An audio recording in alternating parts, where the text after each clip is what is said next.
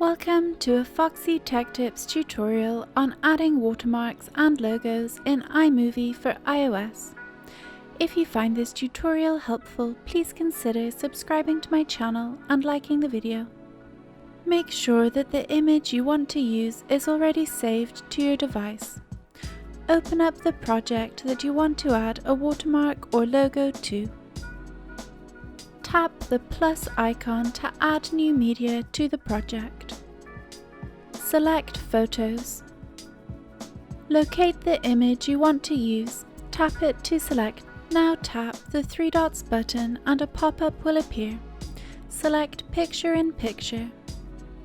This will add that image on top of the existing video on the timeline. Drag the corner of the image in the timeline to the end of your video so that it's visible for the duration. Select the Move icon. You can then move your image around the screen, pinch your fingers and zoom in or out to change the size of the image.